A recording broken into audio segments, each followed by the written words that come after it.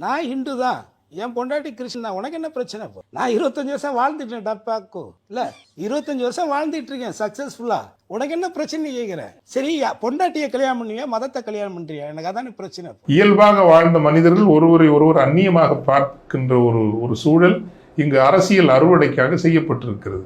Joseph தான் சொன்னாரு, படங்கள்ல நல்ல நெத்தி நிறைய பட்டம் போட்டு தானே ஃபர்ஸ்ட் ஃப்ரேமே ஆரம்பிக்கிறாரு.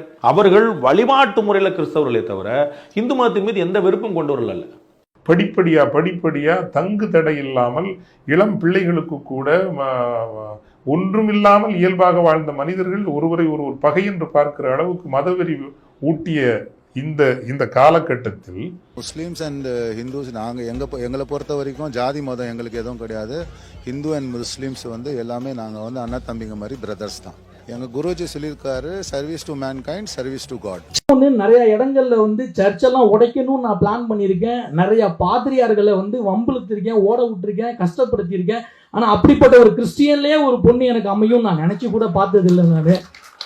நான் நினைச்சு கூட பார்த்தது இல்லை. இதெல்லாம் ஒரு நாள் ஃபுல்லாக பசியில் இருக்கிறவங்க நல்லா திருப்தியாக சாப்பிடணும், திருப்தியாக மனம் குளிரணும் அப்படிங்கிறக்காண்டி, வயிறு குளிரணுங்கிறக்காண்டி நல்லா ஒவ்வொரு விதமான குளிர்பானங்கள் கொடுக்கும்போது அதை சாப்பிட்ற நம்மளுக்கு ரொம்ப மனசு சந்தோஷமாக இருக்குது.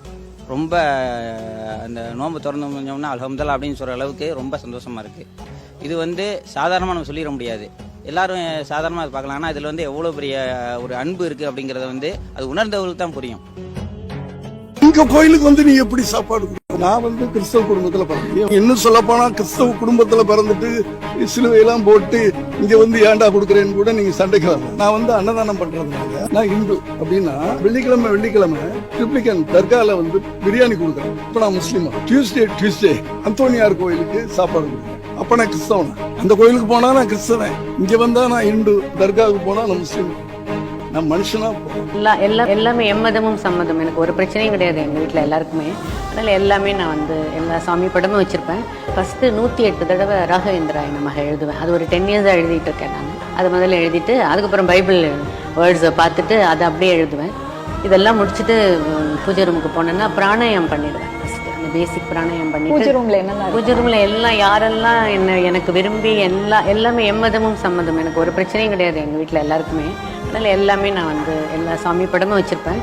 இன்னைக்கு இருக்கிற கான்டெக்ஸ்ட்ங்கிறது ஒரு மத வெறி கிளர்ந்து எழச் செய்யப்பட்டிருக்கிற ஒரு காலகட்டம். இயல்பாக வாழ்ந்த மனிதர்கள் ஒருவரை ஒருவர் அந்நியமாக பார்க்கின்ற ஒரு சூழல் இங்கு அரசியல் அறுவடைக்காக செய்யப்பட்டிருக்கு. இந்த விஷயத்தை கீழிறக்கி கொண்டு வருவதற்கு இன்னும் 2 தலைமுறைகள் ஆகலாம். பெரும் ஏன் நாம் தொடர்ந்து பேசிக் கொண்டிருக்கிறோம்? தோற்று போகிற ஒரு போரில் நின்று போரிடுவதை போலத்தான் பல நேரங்களில் நமக்கு அறிவுரை கூட சொல்கிறார்கள். உங்களுக்கு ஏன் ஃபாதர் இந்த வேலையெல்லாம்? நீங்களும் கொஞ்சம் அமைதியா இருந்துட்டு உங்களுக்கு பிரச்சனை இல்லாம நீங்க போலாமே, உங்களுக்கு பல தொந்தரவுகள் வருமே, உங்களுக்கு உதவி செய்ய நினைக்கிறவர்கள் கூட உங்களுக்கு அருகில் வருவதற்கு தயங்குவார்களே.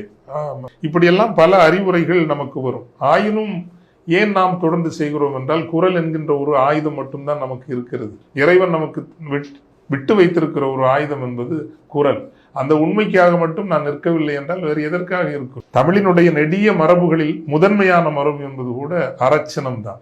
அறம் சார்ந்த ஒரு சினம். நெற்றிக்கண் திறப்பினும் குற்றம் குற்றமே என்று ஐயன் சிவபெருமானை பார்த்து நக்கீரனார் சொல்கின்ற போது அந்த ஒரு இடத்தில் மட்டும் ஐயன் சிவபெருமானை விட நக்கீரனை ஒருபடி உயரத்தில் வைத்து பார்த்த ஒரு பெரும் மரபு தமிழ் மரபு இல்லையா? தேரா மன்னா செப்புவது உடையேன் என்று கார்ச்சிலம்பை வீசி எறிந்த கண்ணகி இன்றும் கூட தமிழ் வரலாறு மரபு வரலாற்று நினைவு என்பது மிகப்பெரிய இடத்தில் வைத்திருக்கிறது. கற்றுணை பூட்டியோர் கடலில் பாய்ச்சினும் என்று சொன்ன அந்த சைவம் நமக்கு ஒரு உயர்வாக தெரிகிறது. அல்லது நாம் ஆர்க்கும் குடி அல்லோம் என்று சொன்ன அந்த சைவம் நமக்கு மிக உயர்வாக தெரியுது. யாரா சொல்றதுக்கு? இந்த உலகம் இறைவனுடைய உலகம். இது உங்களினுடைய அதிகாரத்தில் இருக்கிறவனுடைய உலகம் அல்ல. என்ன இறையாண்மையை பற்றி நீ புதுடில்லியில் இருந்து கொண்டு பேசுவது? ஏர்பன் நக்சல்னா சொல்றீங்கல்ல, சைவத்துக்கு போங்க, அதுல இருந்து படிச்சுக்குங்க. நாம் ஆர்க்கும் குடி அல்லோம், யாருக்குத்தான் நாங்கள் குடி? அந்த இறைவனுக்கு மட்டும்தான் நாங்கள் குடிமக்கள், இங்கே ஆளுகிறவர்களுக்கு அல்ல என்று சொல்லுகிற துணிவு நிறைந்த ஒரு நிலம்தான் இந்த நிலப்பரப்பு. மன்னவனும் நீயோ வளநாடும் உனதோ, உன்னை நம்பியோ தமிழை அறிந்தேன் என்று தன்னை புகழச் சொன்ன மன்னவனுக்கு எதிர்பார்த்து சொன்னவன் கம்பன். அப்படியான ஒரு நிலப்பரப்பு என்பது அந்த எதிர்குரல் என்பது இருக்கிறது அல்லவா? அந்த எதிர்குரலினுடைய மரபைத்தான் நாம் இன்று செய்கிறோம்.